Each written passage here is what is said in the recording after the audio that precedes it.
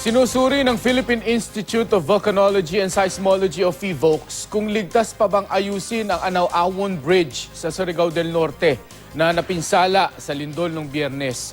Sa pag-aaral daw noong 2014, nakatayo ang nasabing tulay sa dinadaanan ng Surigao segment ng Philippine Fault. Makibalita tayo kay Steve Dailisan.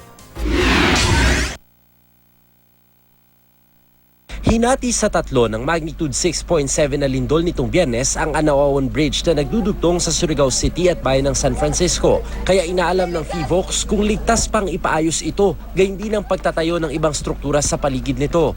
Nung mag-walk the fault ang PHIVOLCS noong 2014, tinukoy na nila itong Anaw-Awon Bridge na dinaanan ng Surigao segment ng Philippine Fault. Ngayon ang iniimbestigahan nila ay kung dito ba mismo matatagpuan yung fault, lalo't nagkaroon ng mga malaking uka dito sa lupa na tumulay dito sa Anaw-Awon River hanggang doon sa kabilang dako mga 2 kilometro pa ang layo. Inaalam rin kung pareho ito ng fault line na nilikha ng isa ring lindol sa lugar noong 1879. Meron na kami existing na map eh. So, tinitingnan namin kung yung bang na-map namin, doon talaga nagkaroon ng rupture. Malapit din sa fault ang bahay ng pamilya Digito na halos nahati sa gitna. Aabandonahin na raw nila ito, lalo dahil sa pagguho kaya naparalisa ang 11 taong gulang na si Julian. Nadatugam na apsan. Unsa may nahitabo sa imong igsoon? Nabalik dire. Ang iyang likod.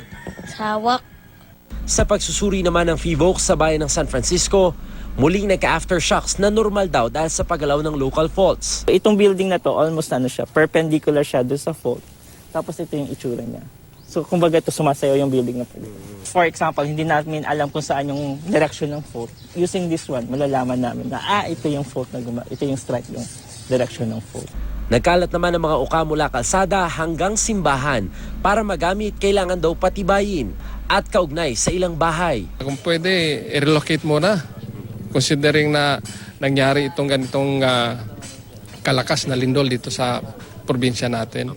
Pero hindi lang bahagi ng mga bahay ang pinaghiwa-hiwalay ng lindol, kundi pati mga pamilya. Yun nga sinasabi ko.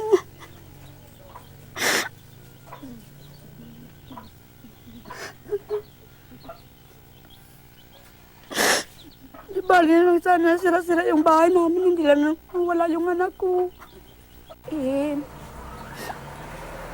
Bakit maniwas si mama? Si Aling Chalita naman na stroke ng atakin sa puso kasabay ng pagbagsak ng isang Muebles noong lindol. Tulala siya ngayon, di makabangon at utal magsalita. Gusto ko nga siya admit, pero wala namang kaming pera. Wala akong magagawa. Steve Dailisan, GMA News.